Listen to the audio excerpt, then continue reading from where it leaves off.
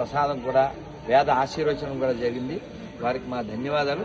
అయితే ఈఓ గారికి మా విజ్ఞప్తి ఏమిటంటే, ఇప్పుడు నేను వచ్చేటప్పుడు చూశాను బ్యాగుకు ₹2, ₹5, చెప్పులకు ₹2. ఇవి అవసరం లేని పని, మీరు ఖచ్చితంగా దృష్టిలో పెట్టుకోవాలని. ఫోన్లకు కూడా, ఎందుకంటే స్వామివారి ఏర్పాట్లు చేసుకున్నారు, చాలా ఆయనకి ఉంది. దేవాలయానికి రావాలంటే ప్రతిదానికి డబ్బులు అనేసరికి మన వాళ్ళు ఇంకో పక్కకి వెళ్ళిపోవడానికి మనమే ఆస్కారం కల్పిస్తున్నాం. కాబట్టి దైవ దర్శనం చేసేటప్పుడు ధనానికి ఎక్కువ ప్రాధాన్యత లేకుండా, ఇది వరకు ఎప్పుడో జీజా పన్ను కట్టి గుడికి వెళ్ళేవాళ్ళం. ఎవరు? ముస్లింలు పరిపాలన. ఇప్పుడు మన వాళ్ళ పరిపాలన కూడా డబ్బులు కట్టి గుడికి వెళ్తే అక్కడికి అడ్డం ఉంది, ఇక్కడ అడ్డం ఉంది, ఏం పెద్ద తేడా ఉంది కదా. అలా కాకుండా వచ్చిన వాడు ఆనందంగా సంతోషంగా, అది ద్వారకా తిరుమల కావచ్చు, పెద్ద తిరుపతి కావచ్చు, సింహాచలం కావచ్చు, డబ్బుల ప్రసక్తి లేకుండా దర్శనం అవ్వాలి. ఒకవేళ డబ్బులు మీరు పెట్టినా ప్రతి చిన్న చితగా చెప్పులకి డబ్బులు ఏమిటండి, అది వాడేవాళ్ళు లేక. ఆలోచించండి, తప్పు కదా, తప్పు కదా. చెప్పులకి డబ్బులు ఏంటండి? నువ్వు ప్రతిదానికి డబ్బు డబ్బు అంటే ఆ బయట నుంచి దండం పెట్టుకుని వెళ్ళిపోతాడు, అక్కడ రెడీగా ఉంటాడు ఓ తోడేలు, వీడిని క్యాచ్ చేస్తారు. కాబట్టి దేవాలయం, temple is a place for learning, not for earning. ఇది ప్రతి దేవాదాయ శాఖ అధికారి గుర్తుపెట్టుకోవాలి, ప్రభుత్వం కూడా గుర్తుపెట్టుకోవాలి.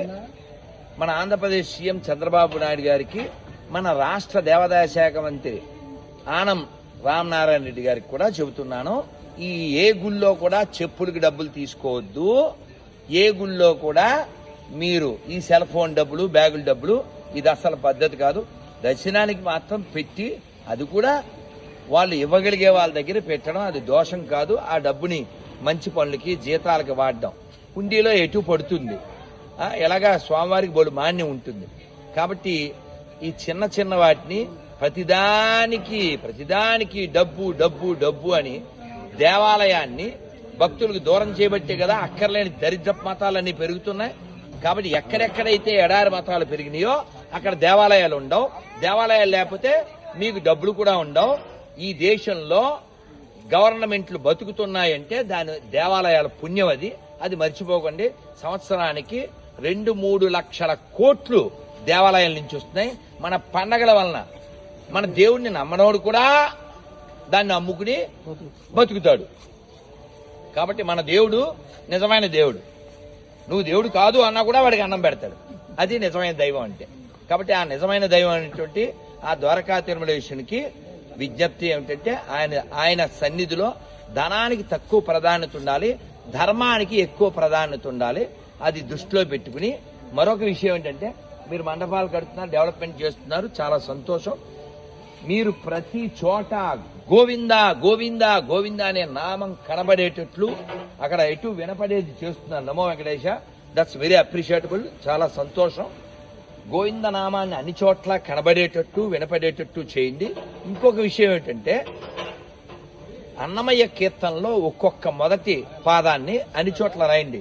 ఇతని కంటే మరి దైవము గానము ఎచ్చట వెదికిన ఇతడే. ఇలాంటి వాక్యాలు ఆ యొక్క కీర్తనలో, సంకీర్తనలో మొట్టమొదటి లైన్లు అన్ని చోట్ల రాస్తే అందరి హృదయాల్లో వెంకటేశ్వర స్వామి యొక్క దివ్య స్వరూపం కదలాడుతూ ఉంటది. వాళ్ళు కదిలి ధర్మాన్ని వదిలి పక్కదారి పట్టకుండా ఉంటారు. ఇది దృష్టిలో పెట్టుకోండి. హిందువులు మెజార్టీగా ఉన్నంతసేపే దేవాదాయ శాఖ ఉంటుంది. దేవాదాయ శాఖ ఉండాలంటే దేవాలయాలు ఉండాలి, దేవాలయాలు ఉండాలంటే హిందువులు ఉండాలి, హిందువులు ఉండాలి, గుడికి రావాలంటే హిందువుల్లా ఉండాలి. అప్పుడు ధర్మం నిలబడుతుంది, దేశం నిలబడుతుంది.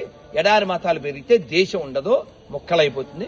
కాబట్టి అన్ని మతాలు సమానమైన దరిద్రులారా, దగ్గరలో చెరువు ఉంది, పొండి. గోవిందా.